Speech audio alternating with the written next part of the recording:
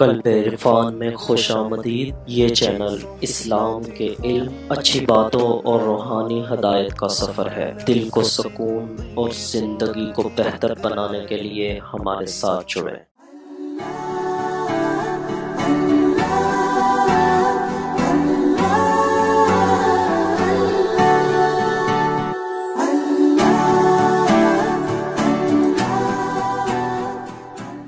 سب سے بڑی نعمت، بلکہ ساری نعمتیں جو انسانیت کو نصیب ہوئی، ان نعمتوں کا سبب بھی نعمت وجود مصطفیٰ صلی اللہ علیہ وسلم، حضور علیہ الصلوۃ والسلام کے ذریعے سے، آپ کے توسل سے اور آپ کے تصدق سے انسانیت کو اللہ کی نعمتوں کی خیرات ملی۔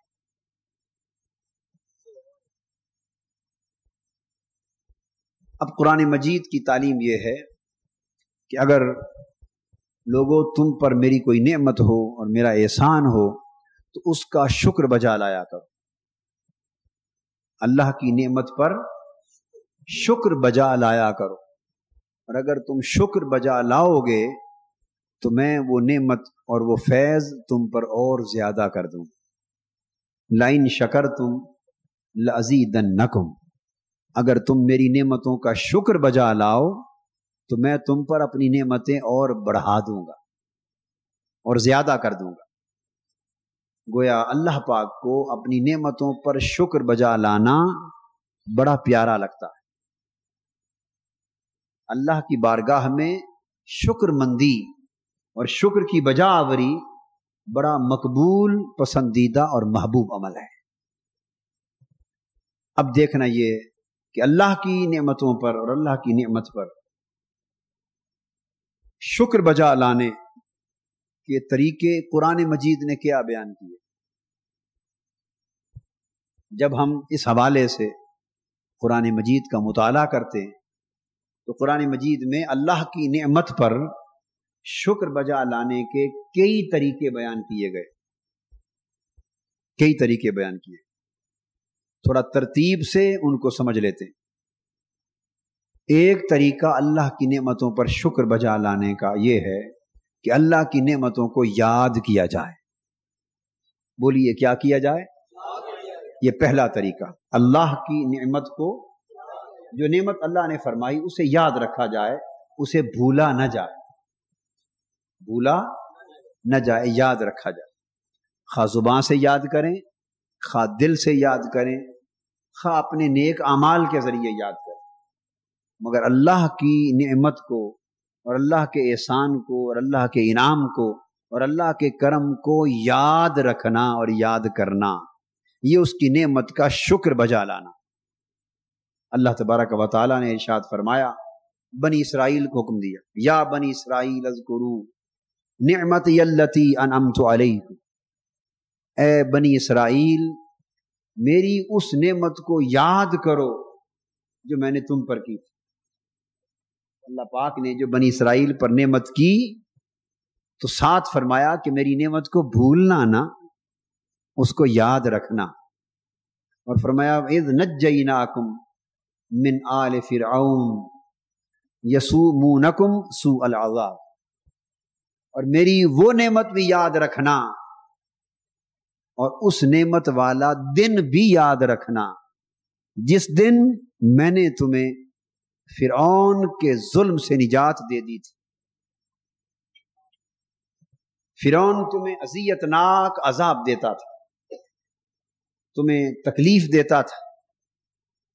دوسرے مقام پر فرمایا کہ تمہارے بیٹے پیدا ہوتے تو اپنی حکومت کو خطرہ سمجھتے ہوئے اپنی جھوٹی خدائی کے تخت کے لیے لڑکوں کا پیدا ہونا، اس کو بتا دیا گیا تھا کہ کوئی تیرا تختہ الٹنے والا پیدا ہو گیا ہے، اللہ کا نبی اور پیغمبر آ گیا۔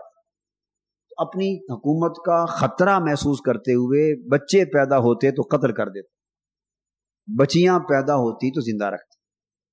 تو فرمایا تمہیں اتنی اذیتیں دیتا تھا وہ، اور تمہیں بڑے دکھ میں مبتلا کیے ہوئے تھا، تو یاد کرو اذ نجیناکم من آل فرعون، جب ہم نے تمہیں فرعون والوں سے نجات دے دی۔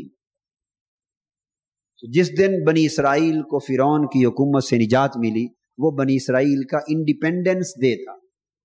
کیا تھا؟ Independence day. آپ کا یوم آزادی کون سا ہے؟ انڈیپینڈنس ڈے 14 اگست، یعنی آپ کو آزادی ملی. تو بنی اسرائیل کو بھی اتوار کو دن کون سا تھا؟ اتوار کا، جب فرعون کی ظالمانہ حکومت سے آزادی ملی تو وہ یوم آزادی تھا، اتوار. اللہ پاک نے فرمایا اے بنی اسرائیل وہ یوم آزادی کبھی نہ بھولنا، اس کو یاد رکھنا، اسے مناتے رہنا کہ جس دن میں نے تمہیں فرعون کے ظلم سے نجات اور رہائی اور آزادی عطا فرما تھی. چنانچہ آج کے دن تک یہودی بھی عیسائی بھی سب اپنی عید کا دن اتوار مناتے ہیں. ان کی عید کس دن ہوتی؟ ہر ہفتے ایک عید ہوتی اور وہ اتوار مناتے ہیں.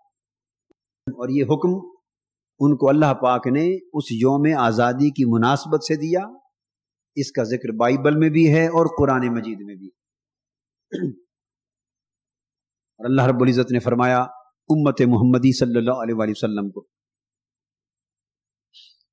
وَاذْكُرُوا نعمت اللہ علیکم اذ کنتم اعداء فألف بین قلوبکم فاصبحتم بنعمتہ اخوانا.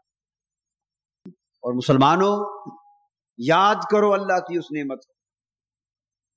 تو گویا نعمت کو یاد کرنے کا بار بار حکم دیا جا رہا ہے. اللہ کی وہ نعمت یاد کرو جب تم آپس میں دشمن تھے، ایک دوسرے کے گلے کاٹتے تھے، ایک دوسرے کے خون کے پیاسے تھے. اللہ نے تمہارے دلوں میں محبت، الفت اور مودت پیدا کر دی اور تمہاری دشمنیاں دوستیوں میں بدل گئیں اور تمہاری نفرتیں محبتوں میں بدل گئیں اور تم پھوٹے ہوئے تھے، تم متفرق تھے، منتشر تھے. اس نے اپنے محبوب کو بھیجا اور نعمت فرمائی اور اس نعمت کے تصدق سے تم ایک ہو گئے، شیر و شکر ہو گئے. فرمایا اس کو بھی یاد رکھنا.